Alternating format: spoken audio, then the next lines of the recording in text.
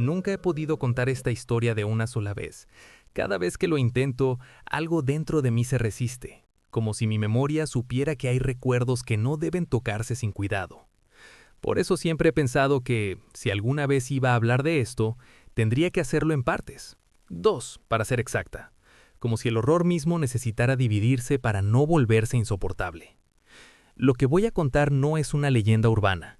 Tampoco es una historia que alguien me haya contado. Es algo que viví, algo que marcó a mi familia de una forma que tardé años en comprender. Y aunque muchos detalles se fueron desdibujando con el tiempo, hay otros que permanecen tan claros como si hubieran ocurrido ayer. Esta es la historia de mi familia, pero sobre todo, es la historia de mi hermana Gaby. Gaby era mayor que yo por algunos años. No muchos, pero lo suficientes para que yo la viera como una especie de guía. Desde pequeña supe que ella era distinta, no de una forma evidente, no algo que pudiera explicarse con palabras simples, pero había algo en su manera de mirar el mundo que siempre me inquietó.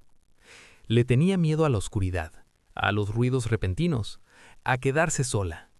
Lloraba con facilidad cuando algo la alteraba. Sin embargo, al mismo tiempo, parecía tener una necesidad casi inconsciente de acercarse a aquello que podía hacerle daño, como si el peligro la llamara, como si de alguna forma lo reconociera. Recuerdo pensar, incluso siendo niña, que Gaby vivía con un pie siempre al borde del abismo. La Navidad de aquel año la pasamos en Texcoco, en casa de una de mis tías. Yo estaba emocionada. Para mí era solo un viaje, una visita larga, una oportunidad de salir de la rutina. No entendía que nada de eso era casual. No entendía que no estábamos ahí por gusto. La casa de mi tía era grande, antigua, con paredes gruesas que mantenían el frío atrapado incluso durante el día. Las noches eran silenciosas de una manera inquietante, como si el sonido no se atreviera a entrar del todo. A veces, al acostarme, podía escuchar crujidos que no sabía si provenían de la madera o de algo más. Los primeros días fueron tranquilos. Pronto conocimos a otros niños del barrio. Salíamos a jugar a la calle, corríamos, reíamos, explorábamos. Ellos conocían el lugar como la palma de su mano.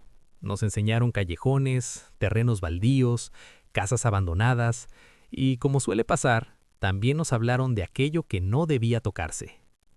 Había una casa. No era grande, no era imponente. De hecho, si uno no sabía dónde mirar, podía pasar de largo sin notarla. Era una casita de madera, vieja, rodeada por un terreno amplio y descuidado. La madera estaba oscurecida por el tiempo, como si hubiera absorbido demasiadas cosas. De esa casa siempre salía humo. Siempre. No importaba si era temprano o tarde. No importaba si hacía frío o calor. El humo se elevaba lentamente, espeso, constante, como si dentro hubiera un fuego que nunca se apagaba. Pero no olía a leña común. Tenía un olor extraño, penetrante, que se quedaba pegado en la nariz. Hierbas quemadas. Algo verde. Algo amargo. Los niños decían que ahí vivía una mujer. Nadie sabía de dónde había venido. Nadie sabía exactamente cuánto tiempo llevaba ahí. Solo sabían que no era como las demás personas del barrio. Tenía la piel negra, algo que en ese lugar no era común, y hablaba con un acento que nadie lograba identificar. No era extranjero conocido, no era de ningún lugar que ellos pudieran nombrar. Le tenían miedo. Como juego, los niños corrían alrededor de su casa, daban la vuelta completa y regresaban a la calle, riendo, desafiándose unos a otros. Decían que era una prueba de valor, que si lo lograbas, significaba que no le temías a nada. Gaby y yo nunca participamos. No era miedo, al menos no conscientemente. Simplemente no queríamos hacerlo. Había algo en esa casa que nos hacía pasar más rápido, bajar la voz, evitar mirar demasiado tiempo. Hasta el día que nos mandaron a la tienda. Era de tarde, el cielo empezaba a tornarse naranja. Nos dieron el dinero y salimos juntas. El camino era corto, pero inevitablemente pasaba frente al terreno de la casa. Cuando nos acercamos, noté que la puerta estaba abierta. Gaby se detuvo. Sentí cómo su mano se soltaba de la mía. «Vámonos», le dije en voz baja. Ella no respondió. Dio un paso hacia adelante, luego otro. Yo intenté jalarla del brazo, pero fue inútil. Su curiosidad siempre había sido más fuerte que cualquier advertencia. Entonces ocurrió. La mujer salió de la nada. No escuché pasos, no escuché la puerta, simplemente estaba ahí, detrás de Gaby. Nos saludó con una voz suave, casi amable. Su tono no coincidía con las historias que los niños contaban sobre ella. Hizo un gesto con los dedos pidiéndonos que esperáramos. Entró de nuevo a la casa. El olor a ruda quemada se intensificó. Era tan fuerte que sentí ganas de toser. La mujer volvió a salir casi de inmediato, sosteniendo una caja entre las manos. Sonreía. Yo me quedé donde estaba. Algo dentro de mí me gritaba que no avanzara. No era miedo exactamente, era una sensación de alerta, como si mi cuerpo supiera algo que mi mente aún no entendía. Gaby, en cambio, se acercó. La mujer abrió la caja frente a ella. Desde lejos pensé que contenía comida, algo para ofrecerle. Me tranquilicé un poco, pero los segundos pasaron y Gaby no se movía. No hablaba, no reaccionaba. La sonrisa de la mujer no desaparecía. ¿Qué es?, pregunté desde donde estaba. Silencio. Gaby, ¿qué es lo que tiene? Nada. Mi hermano finalmente se volteó hacia mí. Caminó despacio. Sus ojos estaban llenos de lágrimas, pero su rostro estaba rígido, como si algo dentro de ella se hubiera congelado. Me tomó del brazo. «Vámonos», dijo. Su voz no sonaba como la suya. Yo quise mirar la caja. La mujer ahora la acercaba hacia mí. Me invitaba con un movimiento lento. Sonreía. Entonces, Gaby me jaló con fuerza. Empezó a correr, y yo corrí detrás de ella. Escuché un grito. Volteé. La mujer ya no sonreía. Tenía el dedo sobre los labios, pidiéndome silencio. Corrimos sin mirar atrás. No recuerdo en qué momento dejamos de escuchar nuestros propios pasos. Solo sé que el aire se volvió más pesado, como si el camino de regreso a la casa de mi tía se hubiera alargado de manera imposible. Gaby me apretaba el brazo con una fuerza que no parecía suya. Me dolía, pero no me atreví a quejarme. Algo en su respiración me decía que si me detenía, si hablaba, si rompía ese silencio, algo nos alcanzaría. Cuando por fin cruzamos la puerta de la casa, mi tía estaba en la cocina. Al vernos, su rostro cambió de inmediato. Gaby estaba pálida, no solo asustada, pálida como alguien que acaba de enfermar de golpe. Sus manos temblaban sin control, sus labios se movían, pero no salía ningún sonido. «¿Qué les pasó?», preguntó mi tía. «¿Alguien les hizo algo?». Yo no respondí. No podía. Seguía viendo el gesto de la mujer, el dedo sobre los labios, la advertencia muda. Sentía que si hablaba, algo malo iba a ocurrir. No solo para mí, para todos. Gaby se sentó en una silla y comenzó a llorar. No era un llanto fuerte, era uno contenido, como si su cuerpo no se atreviera a soltarlo del todo. Mi tía se arrodilló frente a ella, le tomó el rostro con cuidado, le pidió que respirara, que le dijera qué había pasado. «Dígame, mi amor», le insistía. «Si no me dices, no puedo ayudarte».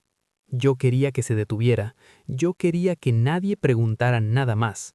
Pero Gaby estaba empeorando, su cuerpo entero temblaba. Tenía la mirada perdida, como si aún estuviera viendo algo frente a ella, algo que no se había quedado atrás en la calle. Al final no lo dijo frente a mí. Le pidió a mi tía que me sacara del cuarto. Recuerdo el pasillo, recuerdo sentarme en la cama balanceando las piernas, esperando. Recuerdo los gritos. Mi tía salió del cuarto como una furia. Nunca la había visto así. Sus ojos estaban llenos de rabia, de horror, de algo más profundo que no supe nombrar en ese momento. Tomó las llaves y salió de la casa sin decir una sola palabra. Yo me quedé con Gaby. Ella seguía temblando. «¿Qué viste?», le pregunté en voz baja. «¿Qué había en la caja?». No me respondió al principio. Cerró los ojos con fuerza, respiró hondo, como si prepararse para decirlo fuera casi tan difícil como haberlo visto. «Un brazo», susurró. Sentí que el estómago se me caía. «¿Un brazo de qué?».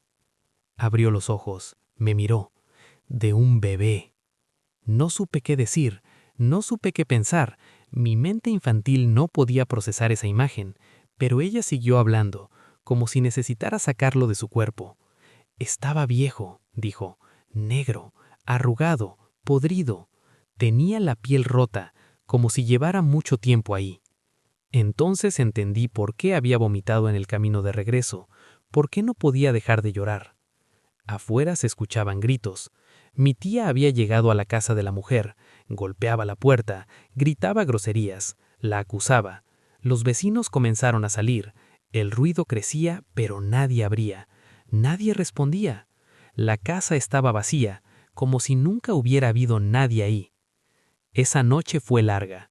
Una doctora amiga de mi tía fue a ver a Gaby porque no lograba tranquilizarse. Le dieron algo para dormir, pero ni siquiera así dejó de temblar del todo. Yo me quedé sentada a su lado, mirándola, pensando que en cualquier momento iba a dejar de respirar. Fue entonces cuando sonó el teléfono. Era mi mamá. Me preguntó cómo estábamos.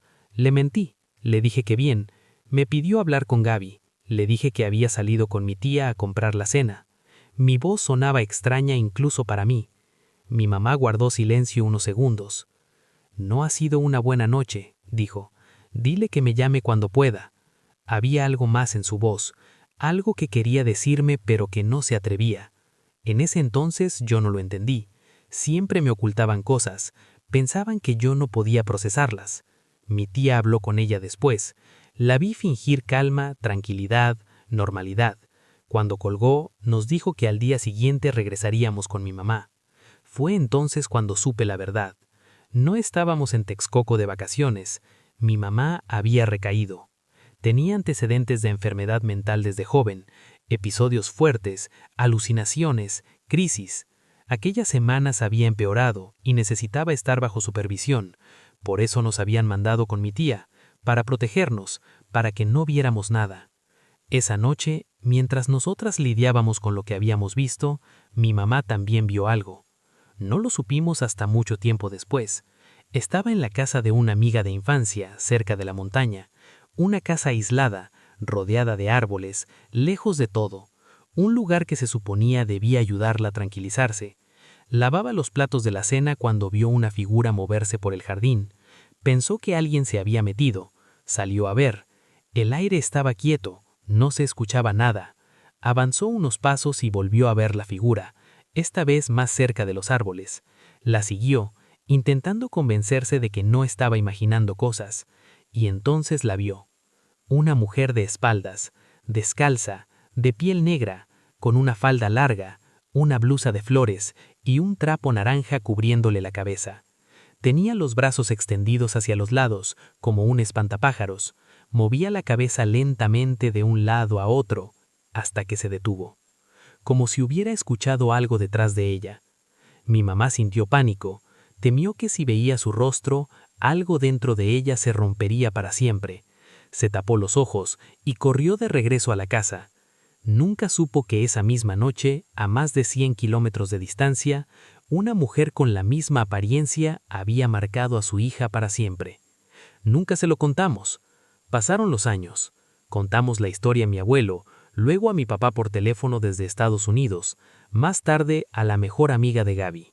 Nunca dimos detalles, nunca mencionamos la piel negra, ni la ropa, ni la postura de los brazos, pero ocurrió algo extraño.